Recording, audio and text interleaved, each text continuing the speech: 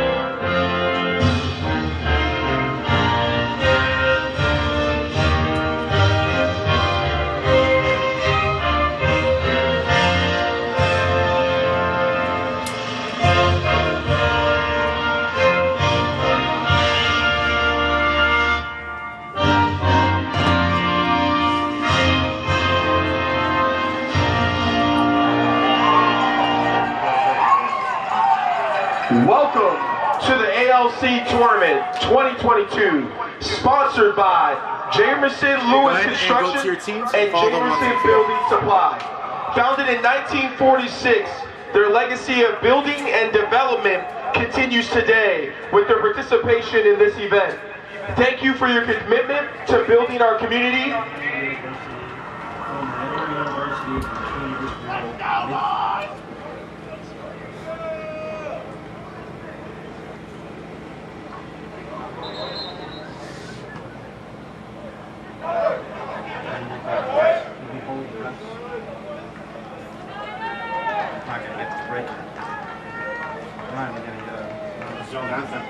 We have somebody down there that's... There's no red hat? Nothing? There's nobody on the field? Dude, this is like the craziest production ever. Hey, refs, wait! Wait for TV! This is crazy. Ladies and gentlemen, please welcome UNC Charlotte versus App State. Give me a countdown. 3, 2, 1. The MCLA season is over, and postseason dreams are now set to take flight. 8 teams enter, only 2 will be crowned champion. Live from Lynchburg, Virginia at Lynchburg City Stadium, it's the 2nd annual Atlantic Lacrosse Conference Tournament right here on the Lacrosse Sports Network. Dan Zampano here with former Emory University and Team Israel midfielder and lacrosse extraordinaire Dave Franklin joins us. Dave, this should be a real exciting matchup today. A couple of great matchups, but we start with the Division II.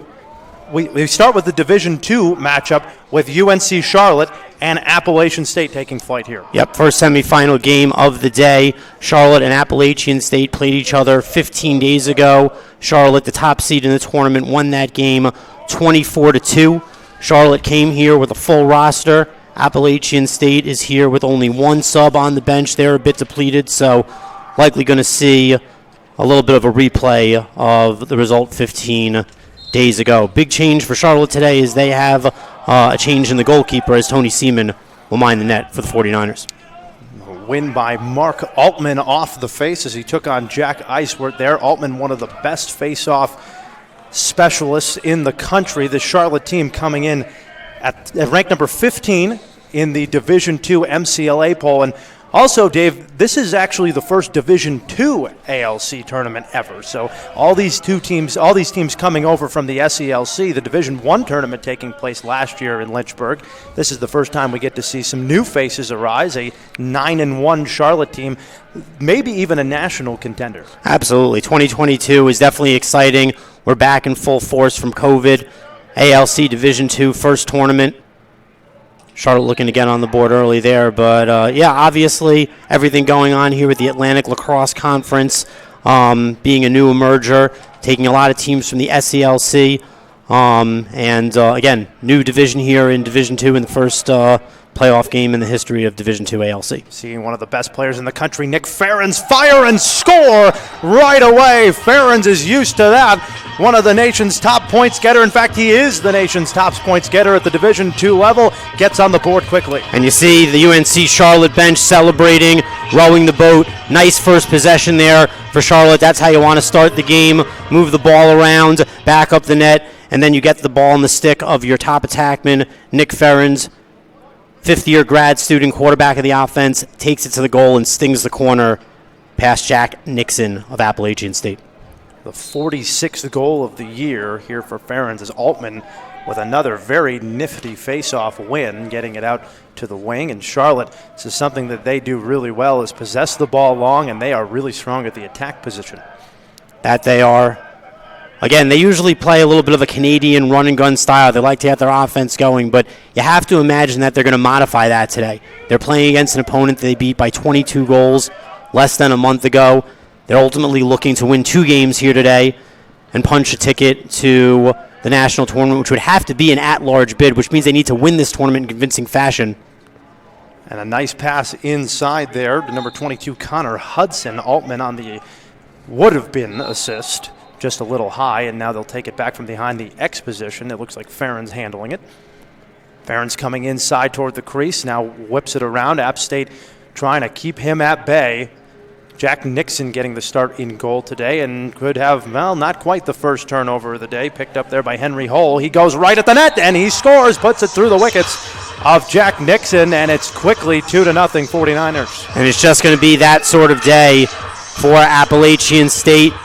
Missed opportunity to pick up the turnover and bring it the other way. And there was Henry Hull to pick up the ground ball, bring it to the goal on the alley. Bounce shot through the wickets of Jack Nixon, 2-0 49ers. Exactly 1 minute apart with these goals there is Hull right place, right time, and puts it through the holes there of Nixon. Altman again at the face, and this time winning it, popping it forward. He could just go for this one, trying to make it through. A nice check there by the App State defense. They have yet to possess the ball so far, and that's one of the hallmarks here for Charlotte is they just like long possessions, and their face-off game is really, really strong, especially with Altman over in the circle. And again, that will play directly into today's strategy. They'll try to take the air out on the ball. Again, they have to win in convincing fashion, but ultimately they have no need to run and gun. They're going to need to save themselves to play either a tough Coastal Carolina or Wake Forest team tomorrow. So long possessions, winning face-offs, and putting the ball in the back of the net is going to be the name of the game for Charlotte today. There is no automatic qualifier for conferences in the Division II level, as that's a nice little check there by Dylan Reed, trying to pick the ball up, and App State still yet to possess it. Now finally picked up here, it looks like number 32, Jacob Shields, gets it out. Can they get it beyond the midfield line is the question, as they are getting peppered. Ferens is all over the place, and a turnover quickly there as Daniel Brown picks it up, puts it in front of the net. Nice job by Nixon coming out of the goal to save that one from possible disaster, and now quickly they will settle here. Number 17, Jonathan James. Missed opportunity for Appalachian State on the clear. Jack Lowe has to get that out of his stick. Appalachian State did a great job on the Rhine. It was Ben Lyon picking up the ground ball. That's kind of what he's known for. A lefty attackman, strong on the ride, ground ball machine, and he was really on brand right there. And that one bouncing right into the stick of Connor Hudson, and now shot goes wide left, and it's going to be a possession finally for App State. Can they get the clear here is the question. Oh, boy. Nixon, a nice job saving it by McKinley. Can he get it over? He does, so App State will finally get their first possession here when we're about 4 minutes into the contest. Appalachian State really needs to slow it down, really needs to give their defense a rest. Good job by Jack Nixon having the back up there, almost a sloppy clear. Alex McKinley did a good job of keeping the ball in bounds as the Appalachian State offense goes to work. You can see Austin Chris, one of the best transition midfielders and defensemen at the same time. Chris, a transfer from Mars Hill College, Division II in North Carolina. So he picks it up. Actually, that's Cole Curran picking it up, and they'll quickly get it over. So Appalachian State, only 12 players on the field for them today, coming through due to graduations and finals and all the rest of it. At the club level, it's a little different here in the MCLA, but they did deploy 12 guys to come play, and they made it happen. They made it happen. They said, look, we're only going to have that many, but we're going to leave 110% on the field. Their captain is Jack Nixon, the goaltender, and talking to him yesterday, he said, we want to build this program so that we deserve to be in the playoffs every single year. They only went 2-6 this season and only 1-4 in conference play, but due to eligibility issues by other teams, they were able to get the final spot here in this tournament. Charlotte offense will continue to go to work here. Oh, what a shot by McHugh as that one goes right off the crossbar. Really took that one hard, did the lefty, and it'll stay with Charlotte. 49ers getting a lot of solid looks at the cage, and you'll see the 49ers defense extend out when Appalachian State has the ball. You were talking about it there with Chris. Charlotte will be aggressive. They will force turnovers. They'll try to tire out the attackmen and ultimately stop Appalachian State from having long possessions. Ferens with a really nice pass all over. I'm not sure if it was supposed to go to Declan McHugh or not. Either way, a good save there by Jack Nixon, his first of the day. Not a quality shot by Declan. I'm not sure that would have hit the cage. Nice save by Dixon, but Declan redeeming himself, intercepting the clearing pass. Attacking again, and that time it is off the mark, that pass, and now Nixon will just take it out. You wonder if he'll just go coast to coast with it. Instead, nice job passing it up to the middle of the field to Dylan Reed, and App State will slow it down. So now we'll see if Charlotte could force a turnover quickly. We'll know that they'll get out here on Dustin Brown. Runs right into traffic, not what you want. Quickly picked up, and now it's a mad scramble for the ball. See if Appalachian State can finally get possession as Chris just bowls over the offensive player, and Chris easily and smoothly getting that ball out and now up quickly to number 27, Jacob Mooney. You see some action now. Quickly, wow, what a great little sneaky shot there coming from number 15, Ben Lyon. We talked about him being a lefty finisher, and he finishes that one to make it 3-0. Yep, great quick stick finish by Ben Lyon. Jacob Mooney brought it up in midfield transition, had a lot of time doing that, and right off the mesh of his stick, Ben Lyon is on the board, and Charlotte is up 3-0. Kind of a tough angle there for Lyon to get that through, but get it through he did, and that's the second goal Nixon's given up through his legs. Yeah, that is true. You attribute that sometimes to maybe being a bit out of position there. Is this one actually a fight here for this face-off? But once again, it is won here by Altman and picked up quickly by Charlotte. And they'll go right back to work, up 3-0 already. This is a team that ranks 15th in the country. They've blown away their competition. A team that hasn't traveled outside of the state of North Carolina. This is their first time outside of the state this season. It's the drive and a shot and a score right over the defender's ear. That was number 31, Griffin Hess. The junior makes it 4-0. Good job there by Griffin Hess to use the defender as a screen. Like you said, set up his dodge well. And again, the scouting report is out on Nixon. The 5-hole is vulnerable on that goalkeeper. Charlotte is up 4-0. And again, this is ultimately what we're going to see a lot of. Appalachian State has to slow down their clearing game, find a way to settle things out on offense. As you said before, Austin Chris is going to be a force on defense. A D2 transfer from Mars Hill, likes to get out, likes to be aggressive, likes to throw checks. Again, Appalachian State does not have a lot of reserves on offense. Those middies are going to be tired. The attack is going to be interchanging. So the Charlotte long poles will be very diligent to get out, check on the hands of the Appalachian State attackers, and cause turnovers. And here we go again, another goal through the legs. Rinse and repeat right there. That again is Hess, right back to him. Beautiful shot again as they win another face-off and get a quick goal. What's really interesting here is Charlotte is just doing a lot on the slow break. They're working transition, and because the Appalachian State midfielders are so tired, even though Charlotte isn't moving the ball up the field with a lot of pace, the Charlotte midfielders are still left behind. The Appalachian State midfielders are still left behind, and it just allows Charlotte to move the ball around, find the best shot, and continue to manipulate the Mountaineers. They've taken Eiswert out of the face-off circle, tried to put Dan Brown in there, and he's yet to have any success either, as this has just been an offensive onslaught and a face-off masterpiece here from Altman as Charlotte continues to just pour it on here. A lot of people looking at them and maybe under the radar national power. that has been building for a few years. But, this year it seems to have all come together. They come into this game, as we said, 9-1, 5-0 in conference play, have not lost yet. And right now they're showing why they are the best team so far this season in the ALC. Another shot coming in and another lefty finish there by Ben Lyon, who gets another one on the board, his second of the day. Ben Lyon with the lefty dodge here, working on Justin Turner, who is the only player to not start for Appalachian State.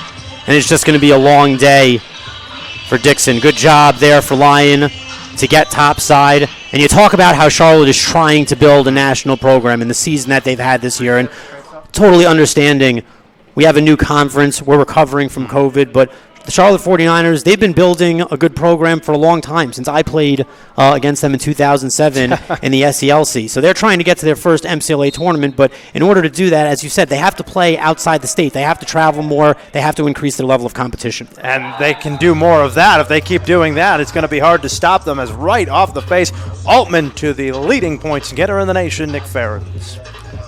Bing, bang, boom, pinch and pop, one face-off. Hit the point man, nothing but net. We have played less than 8 minutes, and we have 7 goals. And listen, if I'm Nick Nedvetsky, I am not taking my foot off the gas just yet. As we were just talking about, they do not have an automatic qualifier. They didn't travel a lot. They didn't play a lot of out-of-conference games. If they want to get to their first MCLA tournament, they need to win this ALC title in fashion. They've shown that they could beat Appalachian State 24-2. They have to do it again. How about now a new face-off man in here? This is Liam Patterson, his first game back. He's got injured in the 6th game of the year, but now he is back for this week, and they're going to need him if they want to go to the national tournament and really compete, because not only do they have Altman, who's one of the best face-offs in the country, 71%, but some people think that Patterson's just as good.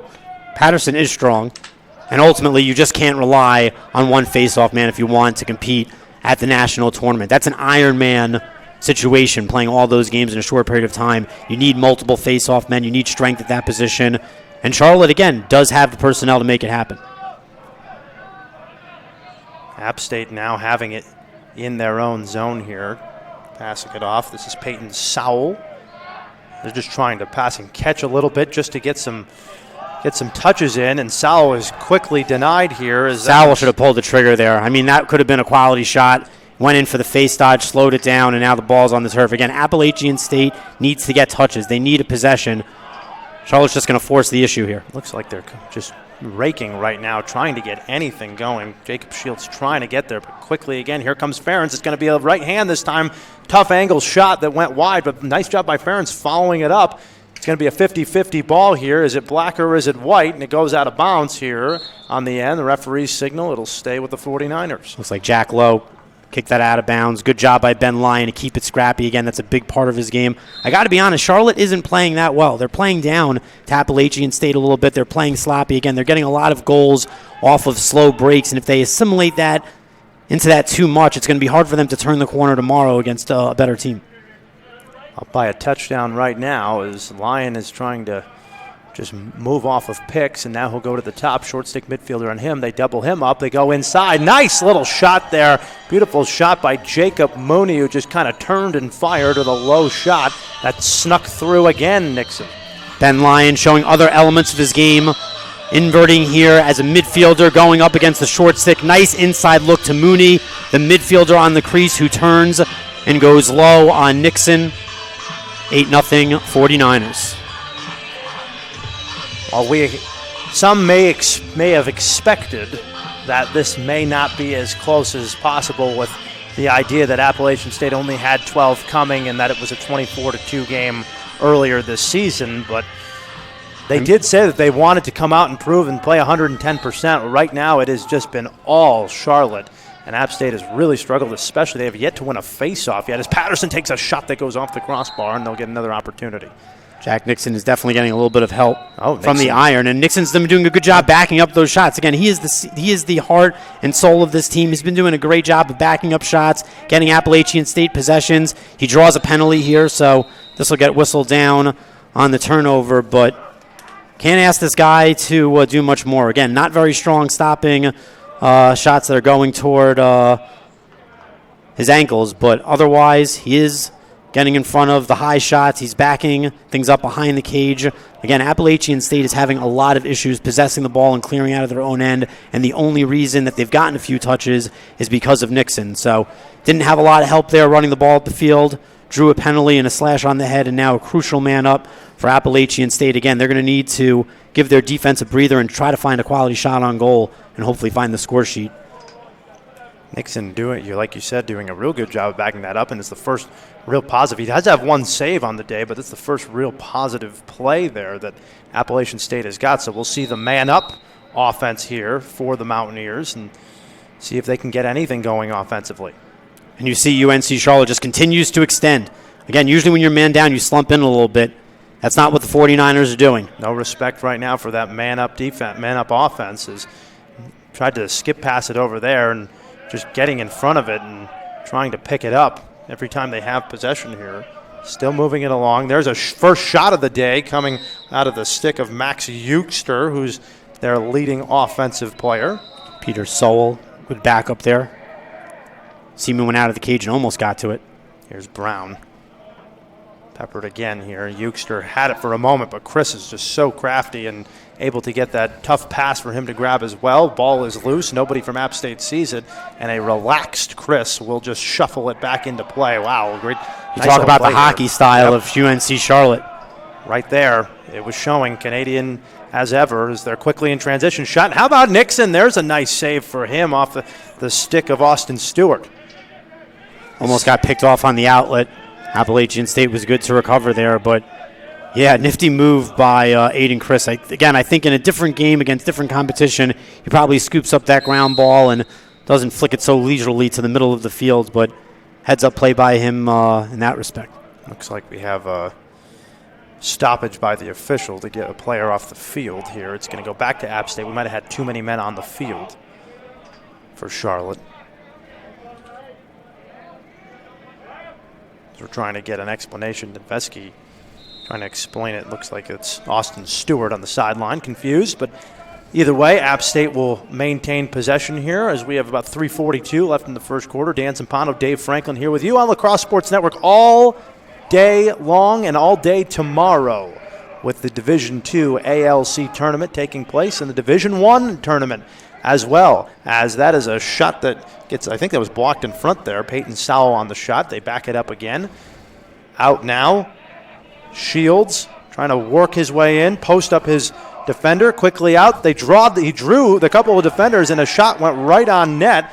I think that was Jack Jackson who was able to grab that, but a save there by backup goaltender today, Cody Seaman, who gets the start here for the 49ers. That is the big story for UNC Charlotte.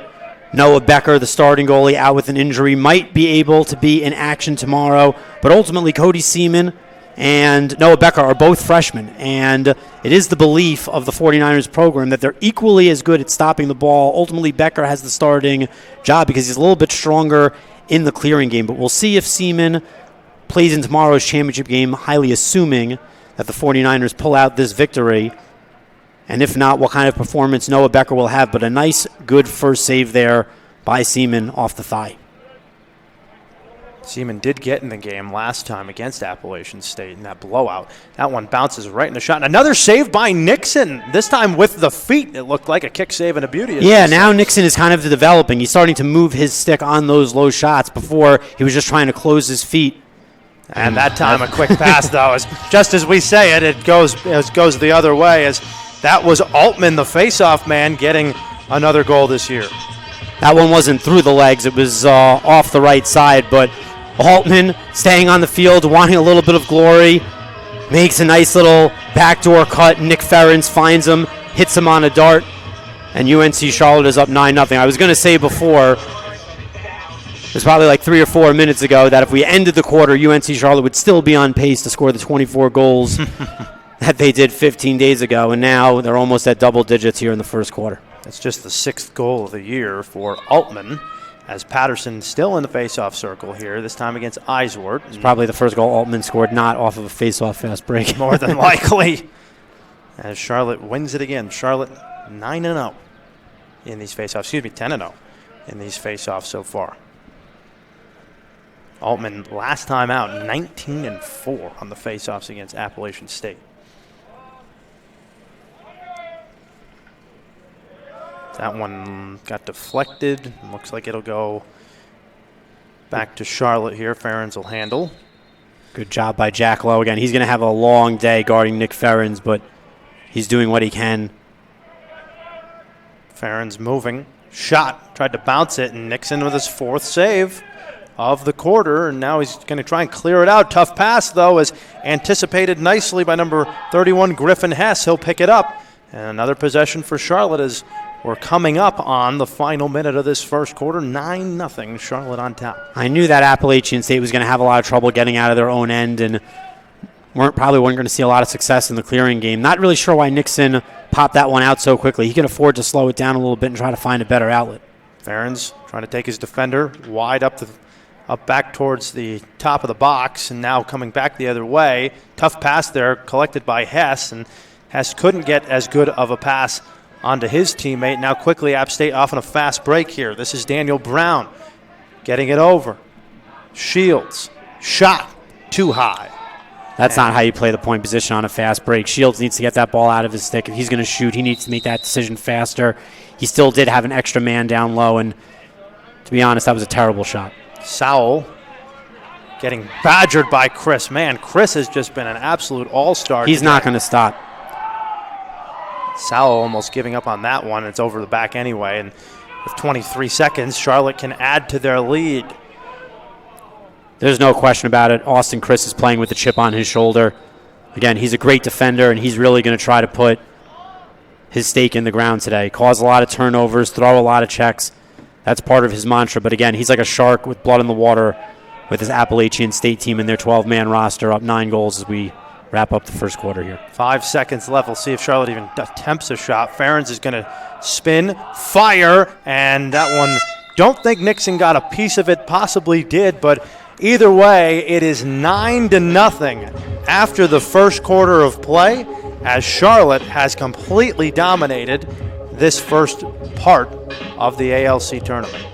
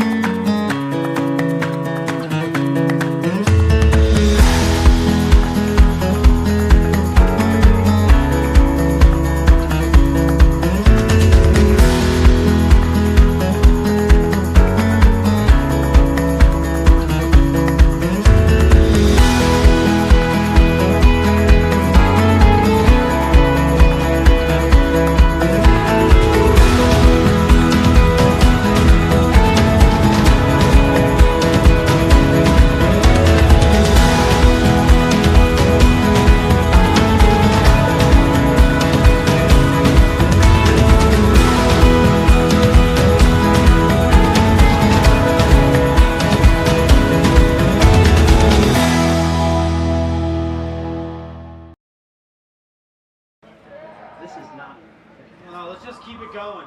You guys can pick up a ball.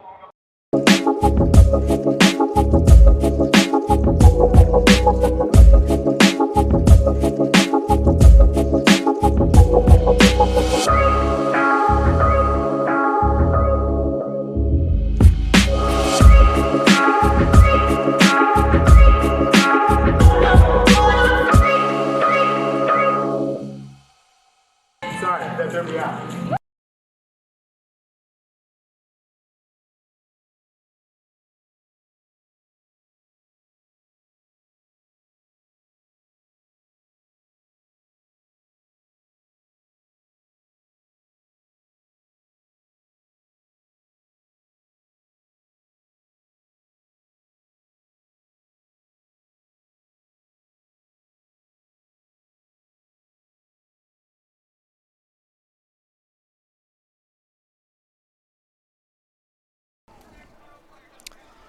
Back here at Lynchburg City Stadium, site of the second annual Atlantic Lacrosse Conference Tournament. It's the Division II matchup.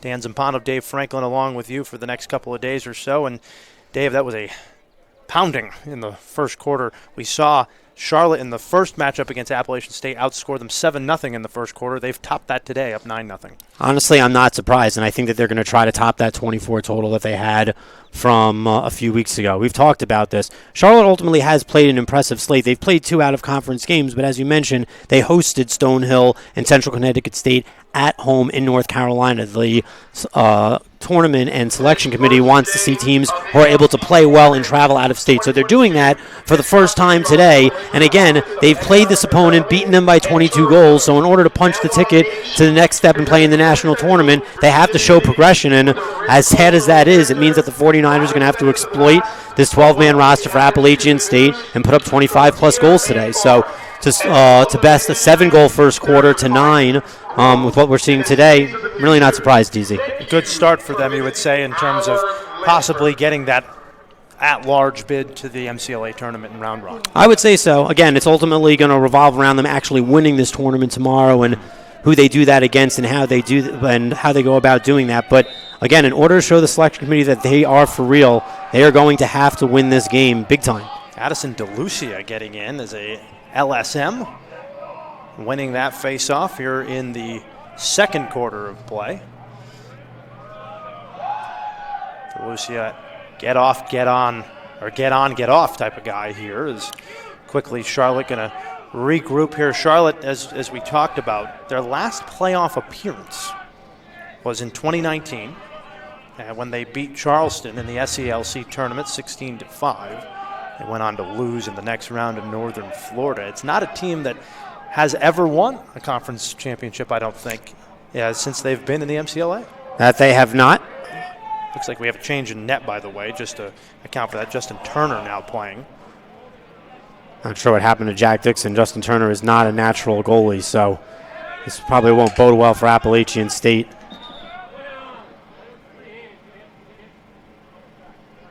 Yeah, it looks like a possible ward there coming from Ferens. Nick Ferens ultimately threw a check, and it looks like he had one hand on the stick and might have used his other hand to also make contact with the defender. So a legal procedure, and Appalachian State will try to clear here. But yeah, interesting storyline as Justin Turner now steps in between the pipes for the Mountaineers. Seems like Nixon was really kind of catching fire there at the end of the first quarter. And Nixon's playing attack.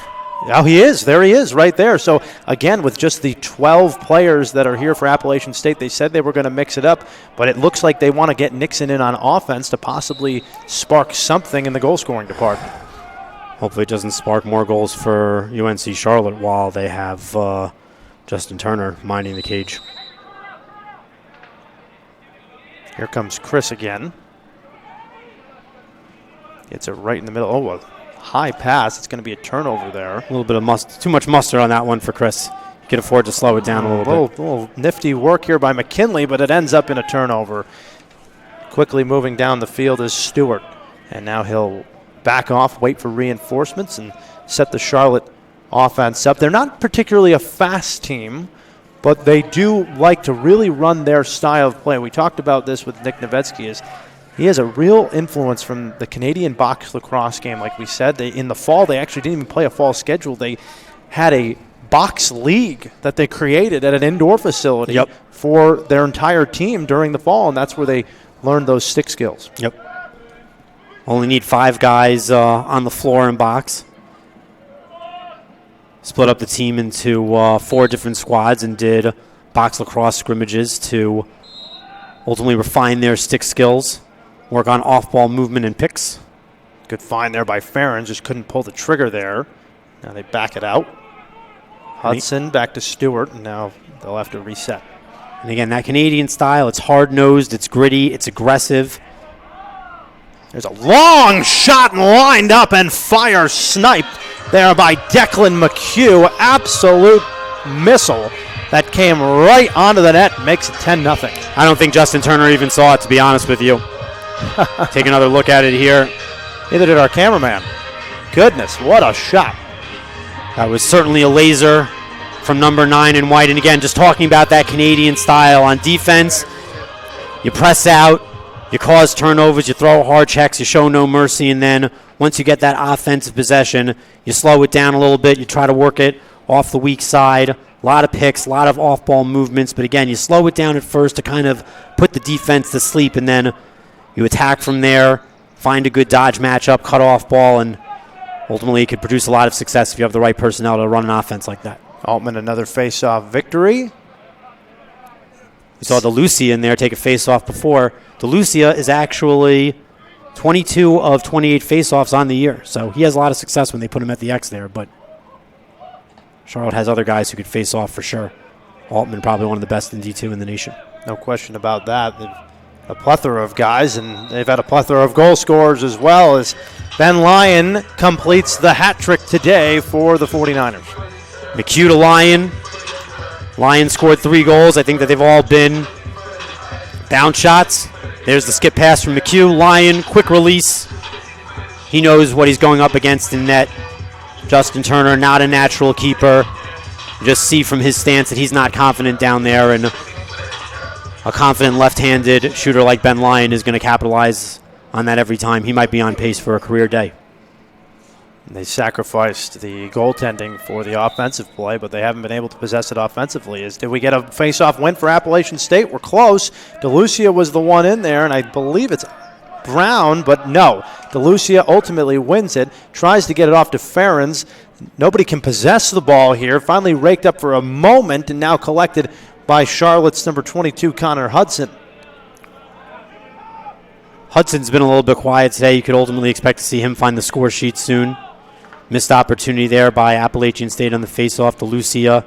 Great to pick up the ground ball. He had a fast break. I thought he was going to take that to the cage, but again, Charlotte's going to slow things down here, interchange personnel, and continue to work on their lead in tactical fashion.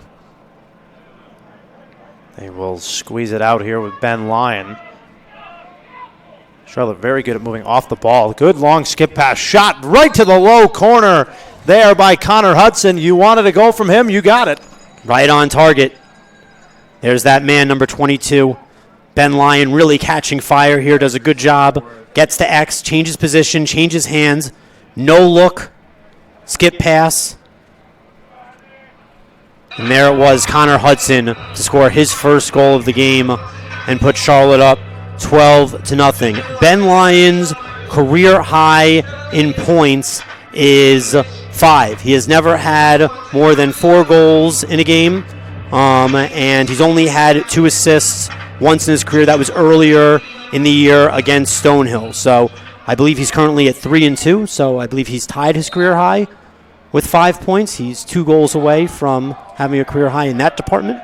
Here comes DeLucia, and he wanted to wind up, but the check there from Dylan Reed prevented him from doing so and firing off that shot. Appalachian State able to get one back. What a steal there by Hudson, and the backhand score. Oh, the D to O quick. That gets it in for the 49ers and gives them another highlight reel goal. Deuces Wild. Great job on the ride here. You see that Matt Airy was trying to get it back to the keeper. Hudson picks it off, doesn't change hands. Shuffle, backhand shot. We'll see it here. Scrappy. There's Airy. Thinks he has the keeper. Nope. Ben Hudson picks that off. Puts it in the back of the cage. Connor Hudson, second goal of the game, second goal in a row. Good job there. Great awareness to pick that off, not change hands, and shuffle that in backhand. Canadian style, just like Charlotte likes to do. Boy, they are uber talented. You got to think that Connor Hudson refined that shot in the fall. Yes. Playing box lacrosse. Absolutely. And we also talked about this, the ride, and how aggressive this team is on the attack when they have to ride and prevent those clears from happening on the defensive side of the ball. That was a good example of it right there as they win another face-off, and Ferens will hold and set the offense back up again. It is a 13-0 ball game right now, first game of the ALC semifinals at Division II level. Wake Forest and Coastal Carolina coming up after this one. A good rematch as that shot goes wide, but Ferens right there to take care of it. Back to Hudson, inside. Nice Whoa, save. What a jumping save there. I don't know if he clicked his heels twice with that one, but he did get the save nonetheless. And he's celebrating. We'll take a look here. Charlotte turns the corner again. Ferens effortlessly backs that up. And then you see Connor Hudson was looking for the hat trick and gets stoned. A little bit of revenge there for Justin Turner, and Justin Turner celebrated the save. He celebrated the save. He's down 13-0, made the stop low, raised his stick high, threw out the clearing pass, and pumped up his fists again. A moral victory for Appalachian State as finally get a chance to call timeout. Have to maybe build some momentum from that as Mac McMurray, the de facto head coach here for Appalachian State, going to talk it over here with the Mountaineers. A heck of a save there, though. You don't have a lot to celebrate today, so you might as well celebrate something. Looks like it looked like Connor Hudson was on the verge of scoring a true natural hat trick, 3 goals on 3 shots, and Justin Turner comes up big to probably make what's probably the best save of his career. I'm not sure how often he's played goalie before today, to be honest with you, but ultimately he'll have to come up big a few more times in order to keep UNC Charlotte sub 25 goals. Right now they're on pace to eclipse 26 fairly easily. We'll see if they can do it. Charlotte leads 13-0, 9:37 left in the second quarter. Come on back to the LAC Sports Network right here in Lynchburg.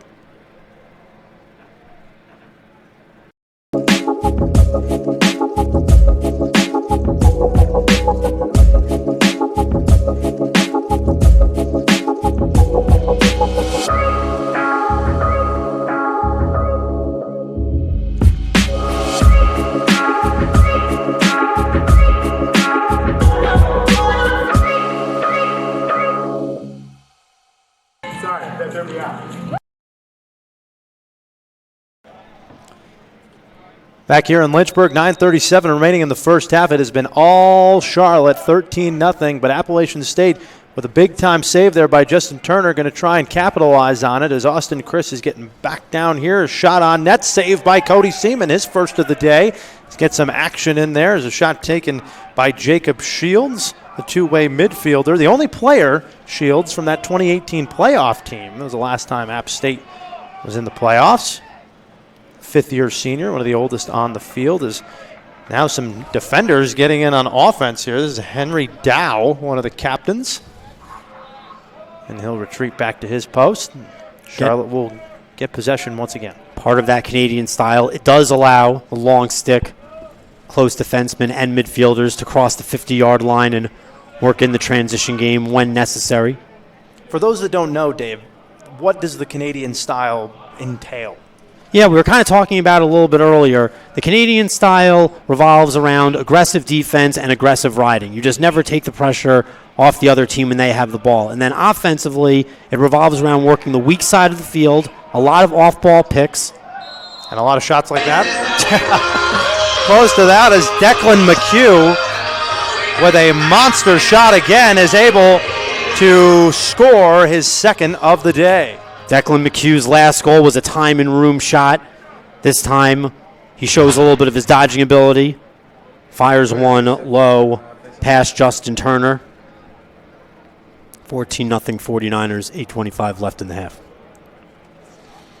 And as you were saying, what it seems to be a lot of for Charlotte is they really seem to do a good job of moving off the ball and getting open, and App State just not able to kind of keep track of people that don't have the ball in their hand. No, definitely not. And App State has limited personnel. The midfielders are tired. That really opens a lot of skip passes for Charlotte in their offense. And again, another big part of the Canadian style of the game is not necessarily being two-handed dodgers.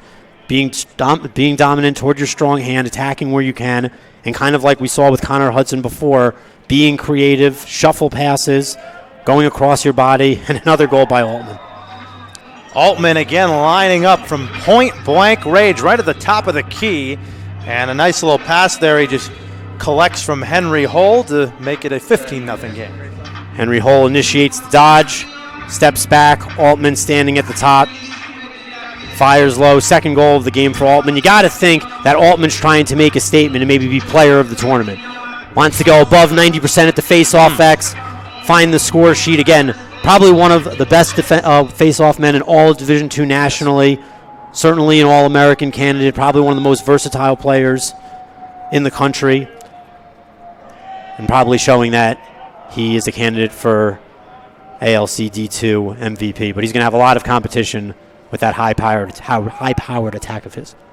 No question about that. Altman, like we said, 71% face-off circle this year, and they credit a lot of that to their face-off specialist coach, Jacob Collins, who was the face-off man before Altman was here. Nice to have that consistency. And that's part of the culture change that Nick Nowitzki has had to kind of refocus this team that's had a lot of turnover in the coaching department. They're really letting Altman stay on the field. It seems like he's active here today, and that time Turner just came out of the cage at last resort, and it was to no avail as Ben Lyon again for his 4th of the day. Ben Lyon ties his career high. Altman's going to get an assist here. Nice inside look. Good awareness for Justin Turner to try to get out and throw a body on Lyon to dismantle the shot, but again, confident left-handed finisher, ties his career high in goals. Lyon scored 4 goals in their last game against Coastal Carolina, scored 4 goals earlier in the year against Wake Forest, scored 4 goals at home against Metropolitan State Denver, and had 4 goals against Central Connecticut State. He has 4 goals and 2 assists today, 6 points. That's a career high. Here comes Ferentz. He wants in on the party. He hit the side of the net. Mom goal. And Turner what is going just on? Kind of in a... That's the Canadian style, too, Yeah. getting underneath the stick of the goalie. I think they're going to get him for interference here. They had reached an impasse. Yeah, there, that's I tricky. guess, with That's tricky. Connor Unless, Hudson. yeah, the goalie has to have clear possession in the crease. And if the ball is on the ground, the attackman does have a little bit of flexibility to try to get underneath there. But most oftentimes, the referee will call interference, and Appalachian State is able to get it across the 50 for a clear. Well, we get to see Max Hugster. He's going to just try to go right at the net, tried a very low-angle shot there as Seaman came out and cut him off. And they will got him in the not crease. count oh, in the crease. Okay, there you go. I was sure that they had counted that as a shot, but if he stepped in, he stepped in. And quick possession for Appalachian State does not work out. But as we were making the point about Jacob Collins, he was the guy that got hurt, gave the door, let the door open for Altman, rather, is to get that. As a yard sale by Ferentz, he hit Nixon in the ribs, and he felt it, and then he completely dismantled the stick there, and Ferentz gets it right back. Rough day for Nixon. Gets torched in the first quarter playing goalie. Now doing what he can, playing short stick, yard sale in the clear. You know that Justin Turner doesn't want to be in there. You see him just ultimately shy away from the last shot.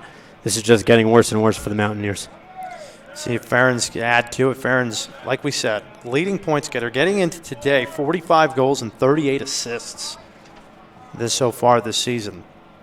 The top scorer is one of the better players that Nedvesky said he has coached. There's a nice move there by Ryan Parody, moving towards the net, hit the post and off into the netting of the back baseline there, and Ferentz is there to back it up. They'll reset the shot clock. At least they're supposed to reset the shot clock. May not matter now because Appalachian State gets it back. Nixon able to get it, quickly stolen by Hudson. Ferentz tries to go behind the back and just didn't have quite the amount of torque he needed. They're going to count that as a shot. Ferentz could have afforded to be a little bit more traditional there, opposed to going for the behind-the-back highlight reel goal. Good ride there by Hudson. Again, that's one of the staples of the Canadian game. Riding hard, attacking the team in their own end, and pumping it quickly and getting fast goals. Just like that. Hat trick for Hudson. Well, you said it before I could get the words out right there. Hudson quickly adding a third onto his scoring sheet. Ben Lyon starts to dodge, gets it behind. No slide, hard angle. Hudson is able to find an area in the corner there again. Justin Turner, not an experienced goalie. We were talking about how Connor Hudson was a little bit quiet in the first quarter, but comes in here in the second quarter with a natural hat trick. Hudson, a senior from Greensboro. As quickly Patterson wins the face, fires, scores! Nothing like a face-off goal on the fast break, and Patterson delivers. And it is now 18-0. We haven't even hit the halfway point in this game yet. Well, Matt Altman, the starting face-off man for Charlotte, has 2 goals. And now we see Liam Patterson score his second goal of his career. He scored earlier this year against Stonehill. He actually had a goal and an assist in that game. And now we see number 3 score his second goal of the season here in the ALC tournament. Excuse me, it is 17-0. Don't want to speak too quickly. That was the first win of a face-off for Appalachian State today. They have finally gotten one. Will it result in an actual possession? That is the question. And it does not appear so. Did we get a timeout before? An illegal procedure call. It looks like White released the box early. Second time they've As done DeLucia, yeah. So App State will settle here. Inside, there's a shot blocked in front. That was Christian Kausarud who blocked it. Great off-ball cut there by Jack Johnson. Picked up by Euchster. Shot, no, just wide to the left. But Appalachian State will maintain possession. 54 seconds on the shot clock. Two good scoring opportunities. Jack Johnson and Max Euchster both getting quality looks at the goal. On the first one, Charlotte defense did a good job to eat that one down so it didn't see Seaman. And seems like finally Appalachian State is having a possession that's lasting longer than my first marriage. No comment on that, Dave. That one goes high. Still a nice job backing it up there was Jack Jackson, the sophomore. Jackson going around inside, had Dylan Reed in the front and just couldn't find him. And a nice little swim move there by John Cernava. He's going to work it over to the middle here, running with his Drew Young. He gets it over to Hudson inside, and Lyon couldn't handle that pass. It would have been pretty much a surefire goal if that was the case, unless Turner was able to come up with another miraculous save. Good look by Hudson. Lyon uncharacteristically not able to bring that one in. Again, he has great hands. But we talk more about Connor Hudson. Again, he has a hat trick here in the second quarter. Scoring goals actually isn't a big part of his game. He's a big passer from the wing. And as we talk about the Canadian influence, Servana dodges from X. Again, keeps the ball in his strong hands and tries to shuffle it into the goal. Missed wide that time, but Charlotte had the backup. Not a ton of transfers, as we see a lot of that in the MCLA. They come from the NCAA levels. We talked about Chris. He's one of them. But this roster is 75% North Carolina. As that pass not handled there by Cernava. It was a good feed by Ferens, just couldn't take care of it. And now quickly Appalachian State going to come up with a possession here. Is not being able to handle it is McKinley. Austin Stewart keeps it dirty. Good ground ball by Euster. Handled, quickly peppered by Austin Stewart. And now finally, Appalachian State can slow it down and have a full possession. They got to get into formation, though. They're kind of clumped on top of each other here. Makes it very easy for the Charlotte defense to extend out, which you know that they like to do. That's what Cole Kern's doing. Nice job of the outlet to Euchster. Euchster trying to use that pick. Wasn't set that well. As again, the big man, Henry Dow, not letting anybody go anywhere. He's a load. Number 26. Looks like Euchster got to fix something there as Dow gave him a little bit of hello, how are you? Yeah. Jacob Shields trying to post down. Shot, quick shot. Nice job backing it up there. Inside, it's Reed. Can the shot go? No, it's high. Bounced it way high over the net, and that one's going to go out of bounds. Staying with Appalachian State. Ooh, not sure about that one. Call. I think Charlotte had the backup there. But, Mooney, I thought Mooney might have shoveled it out of bounds as we're in the final minute of the first half. That's going to be a penalty. Penalty on Tommy Norby. Yeah, it's going to be a penalty here as Mooney went down hard. No, he's holding his wrist, and this is something that Appalachian State absolutely cannot afford to lose any player. Yeah, and we saw that he caught a stinger a little bit earlier. I've actually been impressed with what we've been seeing from Jack Johnson, young player, seeing his first significant minutes. But as we talked about, the Charlotte defenders, they're going to get out. They're going to be scrappy. Tommy Norby, Austin Chris, Henry Dow, again, they're going to show no mercy. And for this Appalachian State team who's limited on personnel, a little bit depleted, a little bit tired, not even done with the first half. But, again, this is something that Charlotte's going to continue to take advantage of. Force turnovers and spark transition. This will be a full minute of man up for the final minute of the first half. If they can keep possession of it, they do so far. Shields getting A little bit hooked there by Chris. He's not letting him go anywhere. 32 seconds left on the clock here. Nice pass inside. Shot. Score! Finally here it's Daniel Brown who breaks the scoreless streak here for Appalachian State. And a good pass to boot as well from the backside. Puts the Mountaineers on the board. Mountaineers finally able to break the seal. Second man up opportunity of the game. Didn't do much the first time. But here we go. Jack Johnson to Dan Brown. And now Charlotte only has a 16-goal lead, Dan. Journey of 1,000 miles begins with a single step, Dave. Well, 27 seconds here to go in the half. Appalachian State will not be shut out. We know that, as Altman will try to get one back very, very quickly. Here it comes. Ferentz down low. Hudson. Beautiful job there. Just snuck through Turner. He tried the heel clicking save again. This time it was too powerful. Yeah. Dorothy going back to Kansas isn't going to work this time. That one slows in. Altman pinch and pop forward as he's been doing all day. Finds the point man. Down low to Hudson, which snickles through the heels of Justin Turner. Hudson, his fourth of the day. A big day for Hudson. And the 17-goal lead is back intact, just like that. Just like that. It's amazing how that works, doesn't it? As Altman will pinch and pop again. Can they do it again right here? This time he does it himself right off the face. And in a matter of 6 seconds, it went from a 16-goal lead to an 18-goal lead, just like that. When you have personnel like Altman, it could turn on a dime. Appalachian State has to do something different here. They have to put an LSM on the wing. They have to have him cheat down low to cut off the break. Otherwise, Charlotte is just going to continue to dominate and score fast goals. Well, Altman, maybe he'll do it again right here. He's got 13 seconds to work with. Does it again. Pinch and pop.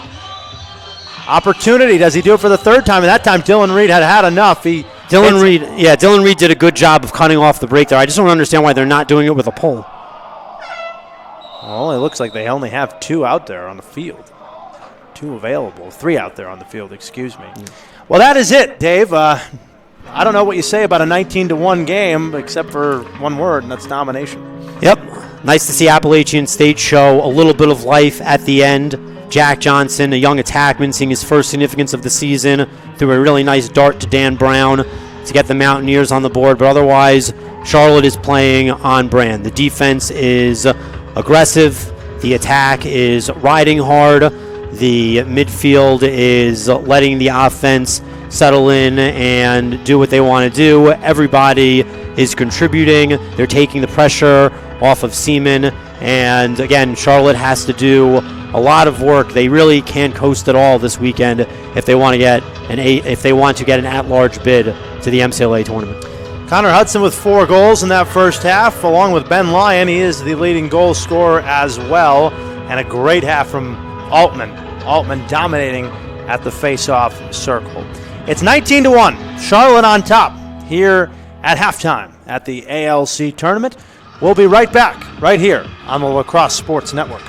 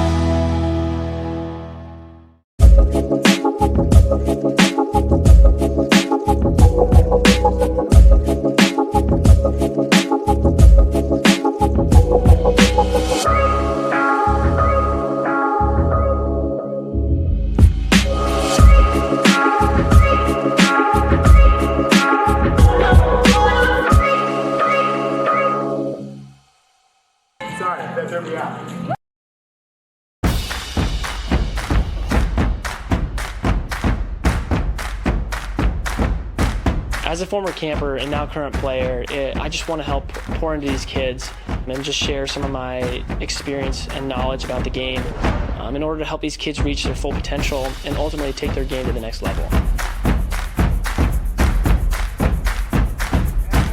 We're a camp that goes after the whole athlete. We want to challenge you as a lacrosse player, but that doesn't just mean on the field.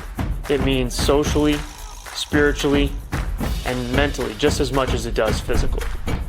We're going to use the resources that we have available at this university and the ones that we help use to develop our athletes within our program.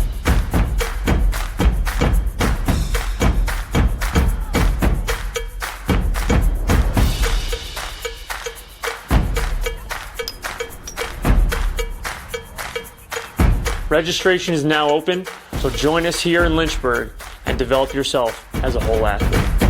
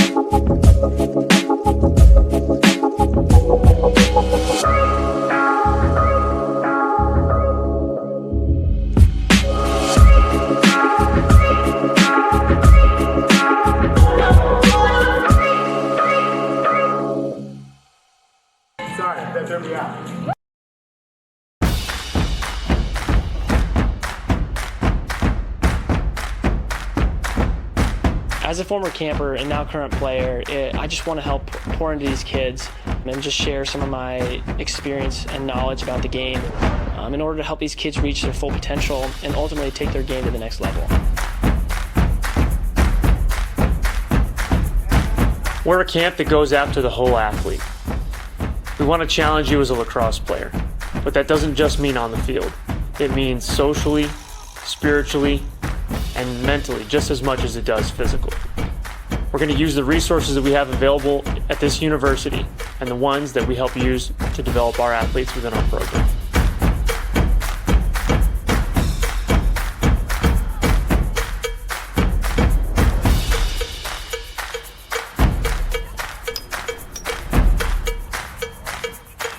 Registration is now open, so join us here in Lynchburg and develop yourself as a whole athlete.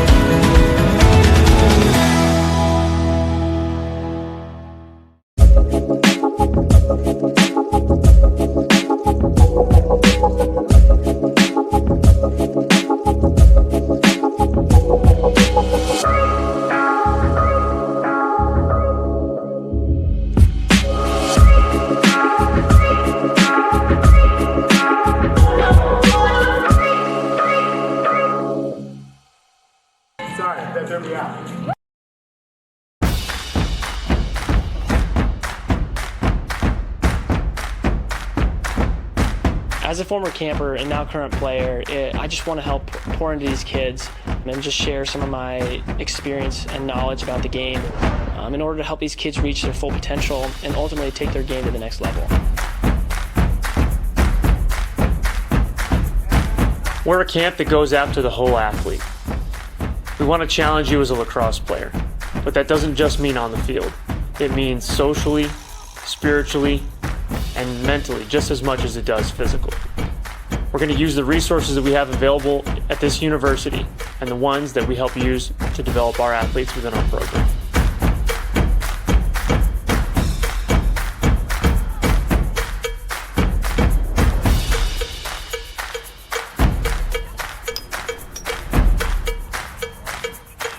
Registration is now open, so join us here in Lynchburg and develop yourself as a whole athlete.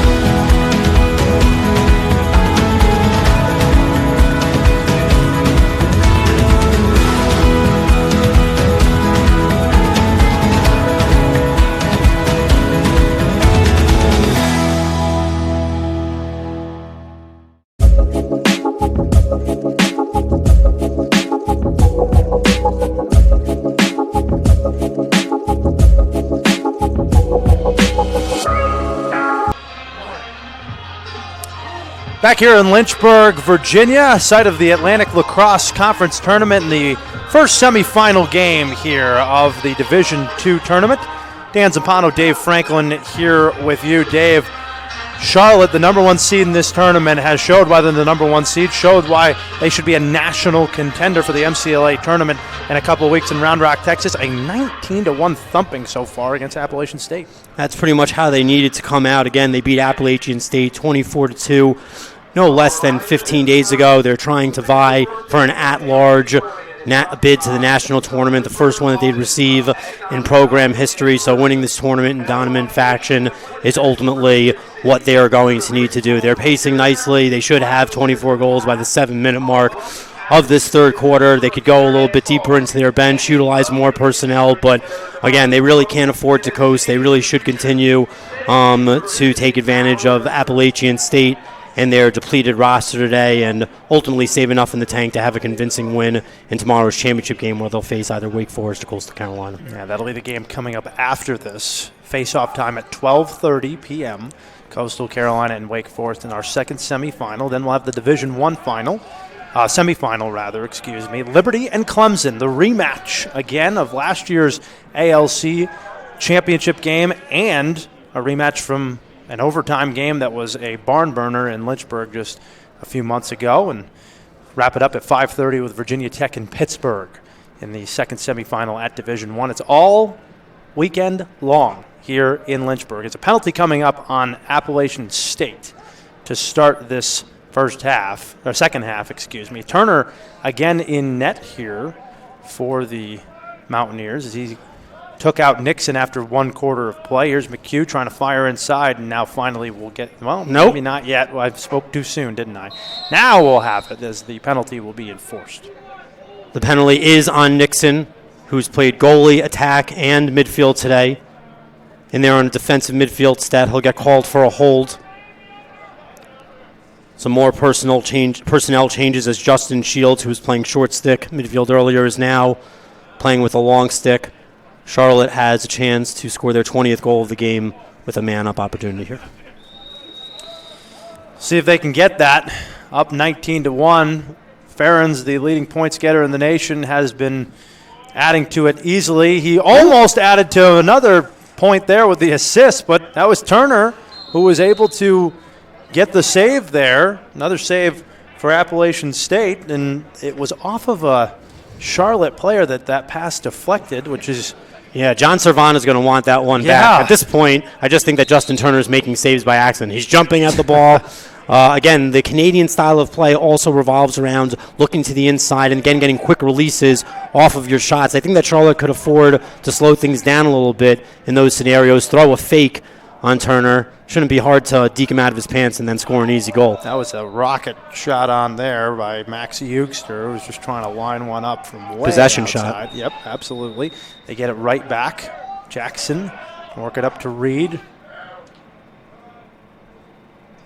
Only goal in the first half for Appalachian State, scored by Daniel Brown with 28 seconds left in that, and then right away Hudson and Altman off with a face-off real quickly, added to the scoring sheet for Charlotte. Reed badgered out there, and now they'll go behind the cage. In here, number 20, Peyton Sowell.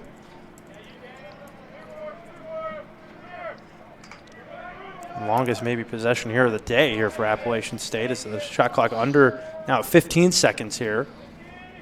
Trying to get something off. A lot more patience here. 10 seconds on the shot clock. Go inside, trying to find Sowell, and it's taken away quickly and easily here by number 32. That's Drew Young. Here comes Young. He has numbers. Fast break. Here's McHugh.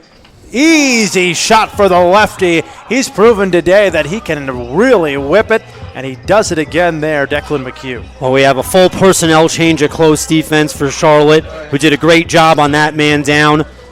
Good job here on the fast break, and Declan McHugh sees that Justin Turner is way out of position, way off the pipe, and stings it high to give Charlotte a 19-goal lead.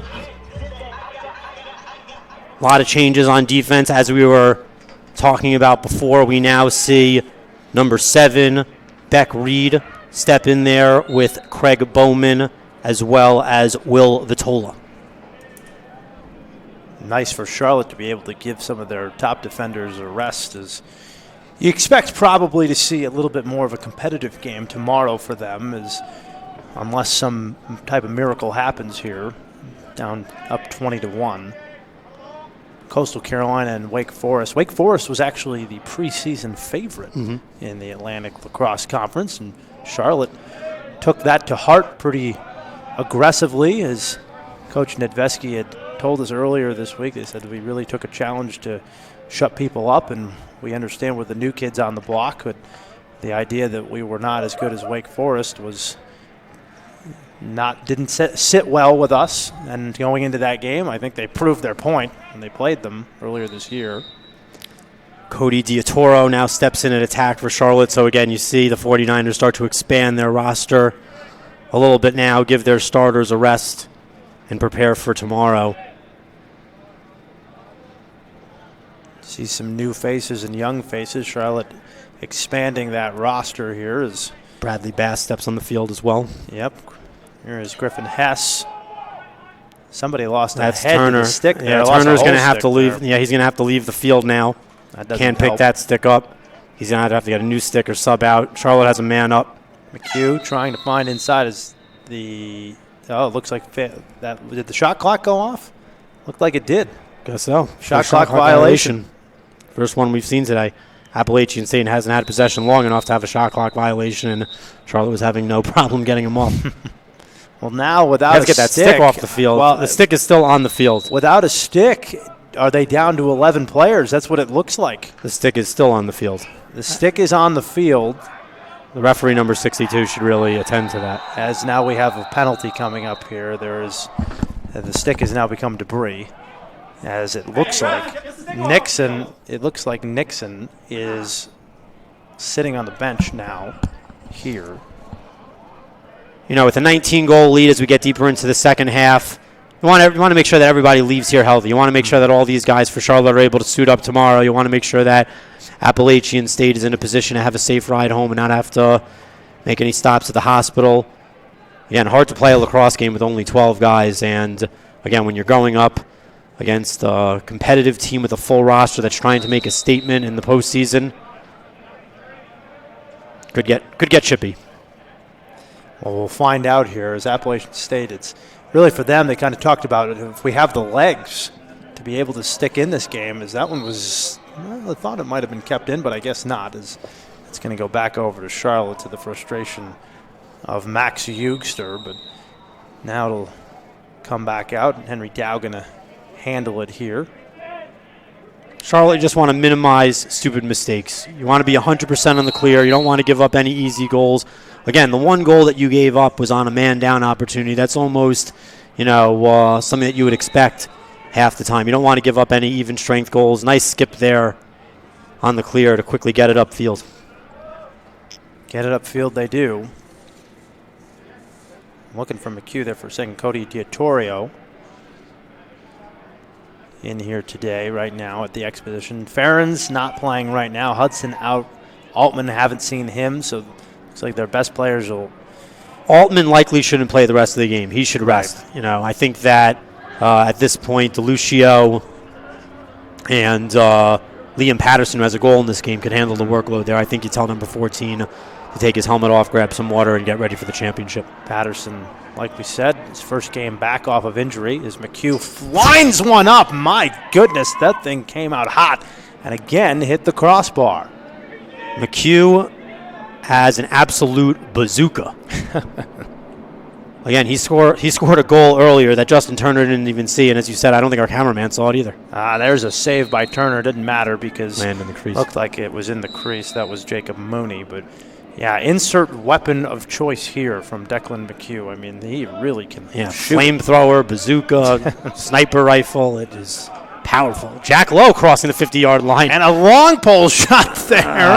That was no backup. Interesting choice there. The transfer from the Citadel has been known a time or two to take some shots, but that one was from the parking lot. Yeah, from the 45-yard line, no backup. That's really not a quality look at the cage. I mean, they have scored one goal today. It's not like they can't do it. Not sure the desperation there. Probably going to be in a settled offense situation. Likely not going to be a long pole goal from half field. Guess not. That one, nice job by Turner.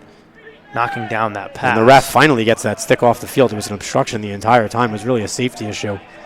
That official number 62 should have been more aware to get that off the field earlier. Good to see him aware of it now. Better late than never. That's right. That one's still loose on that Charlotte sideline. You could see, if you're watching the broadcast here, and you can see the difference in size at the sideline right now, is apparently the stick is off the field, but it looks like now we have a new stick for one of these players. So back to 12 we're at. Yeah. Appalachian State only took 12 players. I'm not sure if they had an equipment manager, but nonetheless, they figure it out. Well, Mac McMurray is de facto head coach right now for this team, and they've dealt with numbers losing. They do not have 12 on the roster. They have much more than that, but just with graduation and finals and the rest of it, that one is a shot and a score there, and put Bradley Bass's name on the list. Hooks a shot right into the net past Turner, making it 21-1. 9th goal of the year for Bradley Bass. Good job, topside dodge, gets above his defender, and he now has 14 points of the year, 9 goals, 4 assists. That is the first goal he has scored since their very last game, Coastal Carolina. He's actually on a 3-game goal-scoring streak. He scored in Charlotte's last win against Appalachian State. He scored against Coastal on the 23rd, and he has another tally here today. As we talked about, Charlotte has dominated their division. You look at some of these scores here. 21-4 against Coastal, 24-2 against Appalachian State, 18-7 against Wake Forest, 23-9 against UNC Wilmington. The only close game was against Elon, who was not here this weekend. I mean, they have just absolutely torched the rest of this conference, and it'll be interesting if they do, and I think for all intents and purposes they should be in the MCLA tournament, what they do handling some teams of some higher caliber. Again, if I'm Nick Nedvetsky, I'm thinking about my schedule for next year. I probably want to play an out-of-conference road game at Kennesaw State. That's an easy trip for me to make. They're a perennial force in the SELC, and I've tried to whip one in there to we had that one down for number 8. That's Craig Bowman. Bowman, the freshman. They did have scheduled games in Alabama earlier this year. There's a turnover quickly. Bass going to fake the little deke, and the score is just off the turnover here. Bad pass by Appalachian State leads to a second Bass goal. Second goal of the day for Bass, 10th goal of the season for Bass. Broken clear from Appalachian State. Wide open, lots of room, lots of time. That's what we're talking about. Slowing things down, throwing a few fakes. You got Justin Turner in net, not a natural keeper, stepping in for Jack Nixon. So when you get a one-on-one opportunity like that, even though you want to stick to your Canadian tendencies and try to fire a quick stick, when you're playing against the defense and a goalie like this, throw a few fakes, get them uncomfortable, and just put the ball where the goalie's not, and it's the back of the net. Third goal, and that's a face-off win for Appalachian State. There you go. 16 on 16. For the few times that you'll ultimately see, for the few times that you actually see DeLucia take face-offs, he doesn't often lose them, but quality victory there for Appalachian State, and a much-needed one by Jack Eiswert. Just the second face-off win of the day for Appalachian State as Max Hugster gets a nice little pick-off there for the Mountaineers. Speaking of that schedule for Charlotte, they did have a scheduled matchups in Alabama against Montana, but due to COVID restrictions at the school, they were not able to travel outside of state until much, much later into the season and didn't really get that scheduled. There's a lot of uncertainty back in January about some of the COVID restrictions going on there. And again, this is our first season back, first time having a real national championship tournament, but there were still pathways to navigate, especially during the early portion of the season. So, yeah, it is unfortunate they missed that Alabama trip. Hopefully that won't be an issue next year. Again, if I'm Ned Nedvetsky, playing Kennesaw State on the road is something that I want to do. That is not a good clearing pass at all. That was a they got lucky. Balloon up there in the middle of the sky got shot down, and they did get lucky. That's exactly right. Declan McHugh should have picked that off earlier. Jack Lowe working his way towards. He's going to fire another one. He had a man open in front of the net, but chose to just shoot. And you could see the frustration settling in for Dan Brown. Well, that was a better shooting decision than he made last time. That's for sure. A little closer. Hugster. I agree. He did have the attackman down low there. Could have afforded to make an extra pass. There's a turnover there as they got a little too close to each other. Picked up by Beck Reed. Inside, that was a good feed, but just almost couldn't come up. Just couldn't come up with it. Rather, it was Jonathan James. And another turnover here. Boy. That was supposed to go to the keeper. Appalachian State just trying to possess at the Jack very Lowe least. is doing a lot of work here. Nope, failure to advance. More time. They call a timeout. Timeout. Oh, end of the quarter. They faked us out. We got so into it that they faked us out. Well, at the end of the quarter, it is 22-1. You read that correctly. 22-1 across your screen there. We'll be right back right here for the semifinal. Finish it up. Charlotte and Appalachian State right here on Lacrosse Sports Network. Only 3.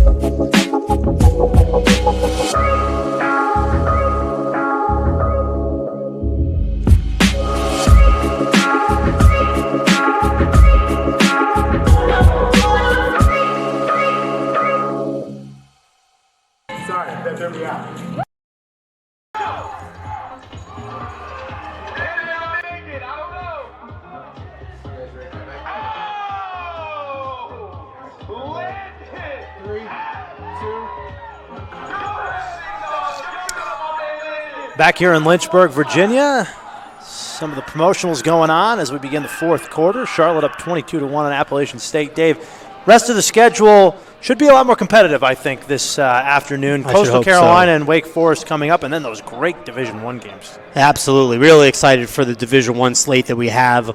Liberty and Clemson played to a great overtime finish earlier this season. Virginia Tech is the #1 team in the country. Pitt ultimately comes in with a very dangerous and determined group that takes a lot of pride in where they come from.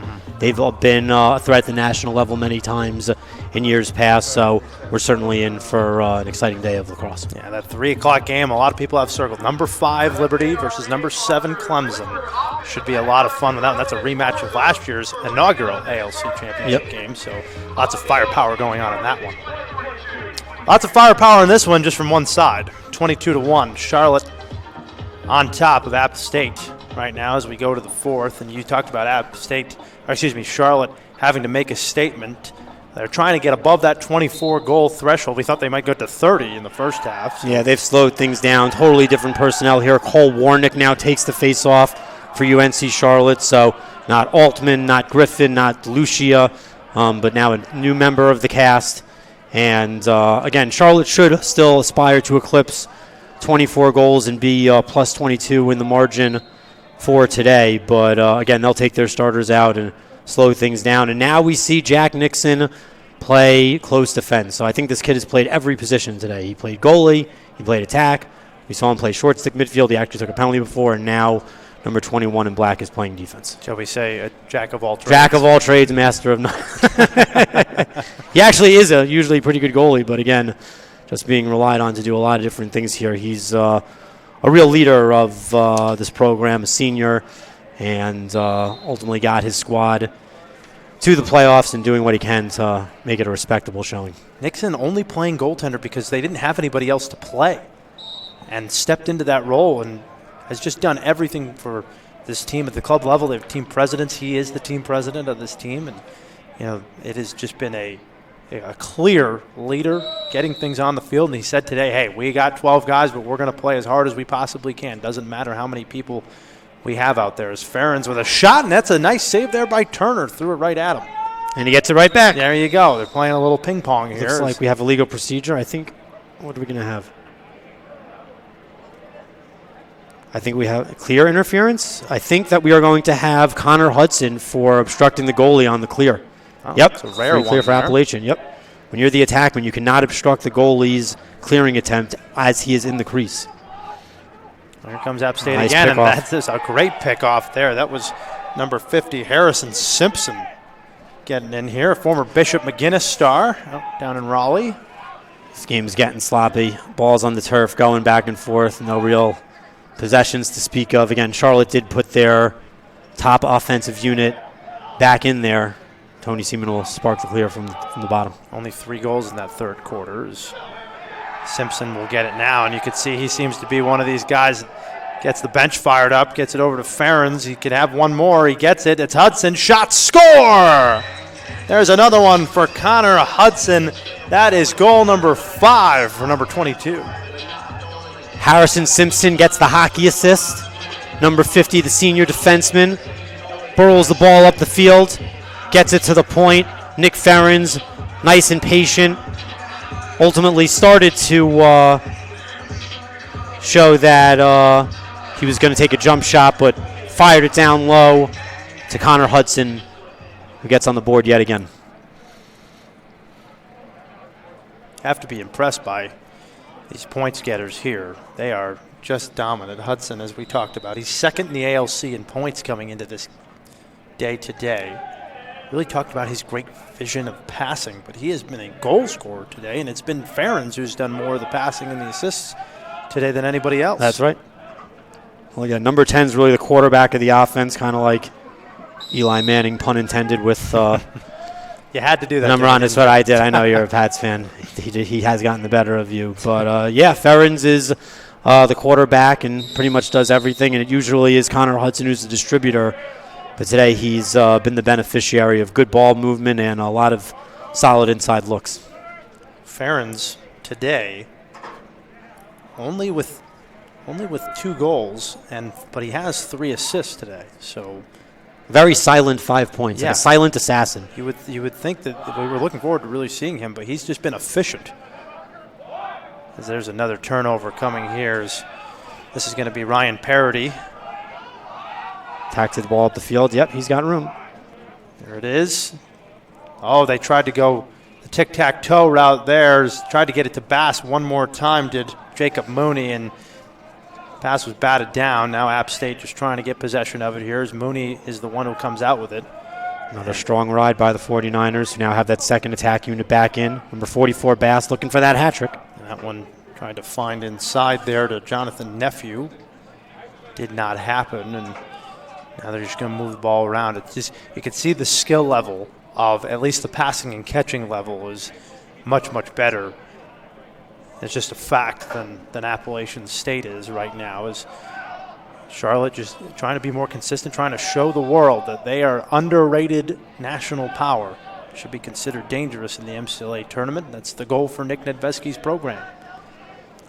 Again, thinking about next year, out-of-conference games on the road against Kennesaw State, maybe making a Midwest trip to the UMLC, to play those great teams in Michigan, Minnesota, and Ohio. Again, those are the things that the selection committee and the competition committee wants to see. Can you play a national schedule? Can you play well on the road? There's Bass behind the back. Oh, with the sauce and the finish.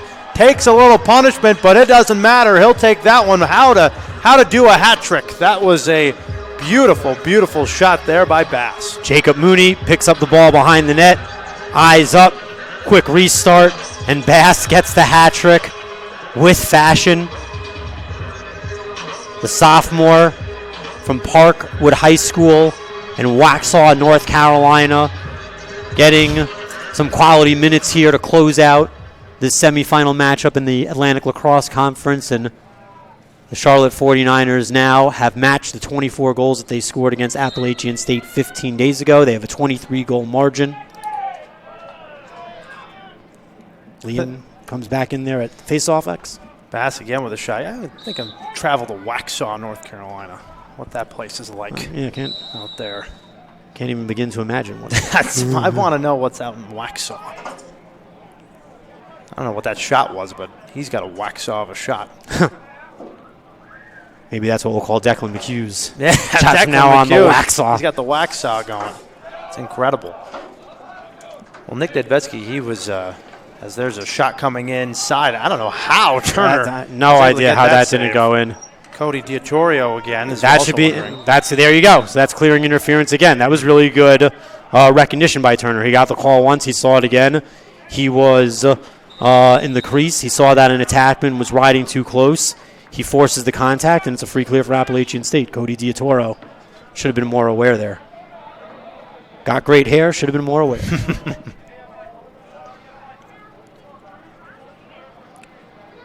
App State trying to finish strong here is Jack Eiswert.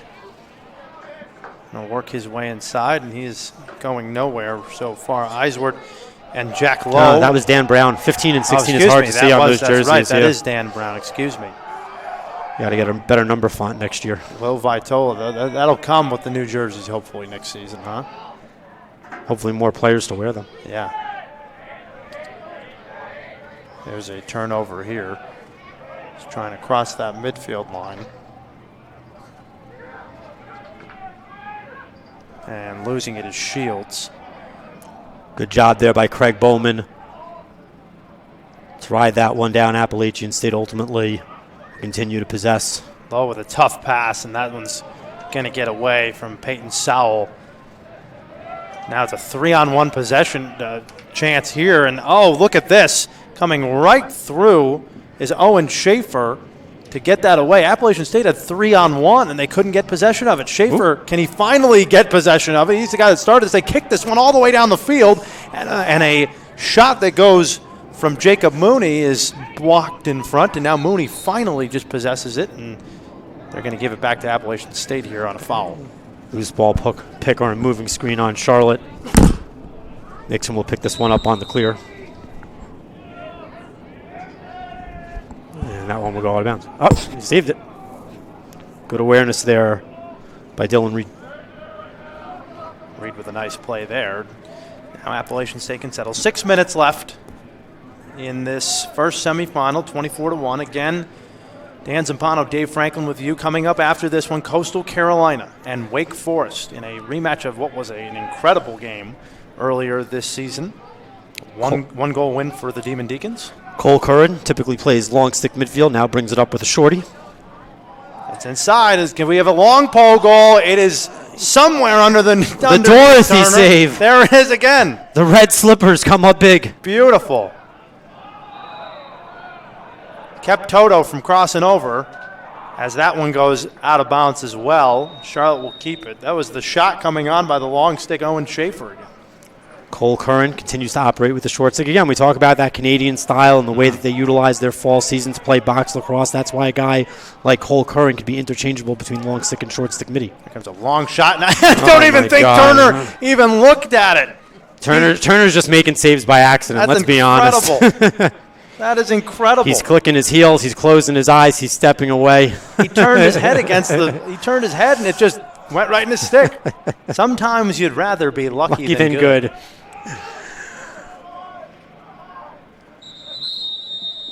And there's failure to advance. Yep. Right there. Would have sailed over the head of Dylan Reed anyway. Would have been a turnover nonetheless. Now Charlotte's going to look back on the tape and some of these missed scoring opportunities. These guys are going to be like, how did he save that?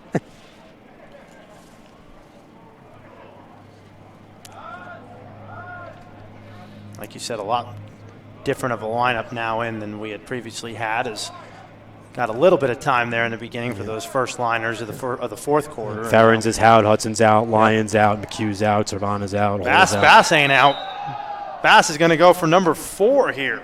How about that? 44 gets 4 goals. 4s all around, ladies and gentlemen, as Bass adds another one. Good ball movement. Skip across again. Appalachian State not doing a great job of cutting off the lanes. And Bradley pass from Waxhaw, North Carolina. There's a Waxhaw. Making it happen. 4 goals on the day. That's a career high. His previous career high was 2 goals against Metropolitan State Denver. He had 3 points in that game, 2 goals, and 1 assist. Pride of Waxhaw. Putting 4 in, and now if it wasn't for Hudson getting that 5th one, he'd be tied for the lead in scoring. We now have a 24-goal delta, which eclipses the 22 difference from 15 days ago. Ryan Parity picking up the ground ball there for Charlotte. And now with approaching the 3-minute mark here to go. So Charlotte will head to the final of the ALC, the first ever Division II ALC final. So the favorite here in this tournament, moving with ease, and I'm sure they'll stick around afterwards to watch and scout what Coastal Carolina and Wake Forest will do. Appalachian State head back to Boone, poised for another season next season. Bass had a chance at that one, and it goes over his head, saved there by James. Now back to Cole Curran. As you said, long stick midfielder normally, now handling it at the attack position. And they're just waning out the clock here with 20 seconds left on the shot clock. Bounce pass in front, lost there, and sure that Cody Diatorio probably would have lined one up. 10 seconds on the shot clock. Mooney inside. Nice job on the check there. That was McKinley. McKinley, the sophomore out of Cary, North Carolina. Now Turner's going to have to get it somewhere, and he does. Gets it to Nixon, the young man who started in goal today. Nixon, and he'll turn it right over. And unfortunately, Nixon turns it back over to Cole Curran. So 1:44 left to go. Like we said, this is going to be the first playoff win for Charlotte since 2019 season. Team that has been building for a few years now, trying to become a national powerhouse. Another jumping save. There you go again. Tell you what, they're not going to show up on the stat sheet as jump saves. They're just going to show up as saves, and he's got plenty of them. As there's another turnover to Ryan Parity this time. No surprise that Appalachian State was pathetic on the clear today. And again, they were their own worst enemy. They just rushed it at times, tried to pop it out sooner than they could. They could have really done a better job. And they add insult to injury by having Ryan Parody is the one that could end the scoring for the day. It is no laughing matter for App State, but Parody is the one that ends up in the net. Charlotte gets the ball back, mismatch behind the net.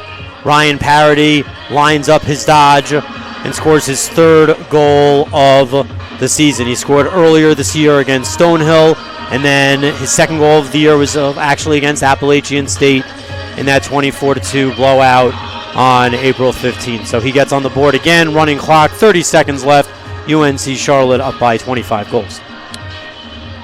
We'll see. They could probably just not even face this one off, but they will anyway. And will App State get a win to end it? No, they will not. It's DeLucia. He will come right through the middle of the field, fire one as a pole, and Mooney will back him up as that shot goes high. And they should let us run out. Mooney shouldn't even go. And Mooney will not do anything with it. It doesn't look like. That is it. UNC Charlotte is headed to the ALC Finals in Division II, a virtuoso performance for the 49ers, a 26-1 thumping over Appalachian State today in this first semifinal game, as they have punched their ticket to tomorrow's final. Now they await the winner of Coastal Carolina and Wake Forest. Dave, a dominant performance by Charlotte today, and we'll look forward to seeing them tomorrow, right? Yeah, I mean, ultimately, if you're Nick Nedvesky, you got everything you wanted. You won the game by more than 24 goals. All of your offensive players contributed. Nick Ferrens was almost a silent assassin, as we say. He had a lot of points, but really never did anything to stand out. He really got more of his teammates involved to do a lot of the flair work. Connor Hudson and Ben Lyon were fantastic. Connor Hudson was more of a scorer opposed to a distributor today. Ben Lyon was very much on cue, scoring from the left side and being strong on the ride, picking up ground balls.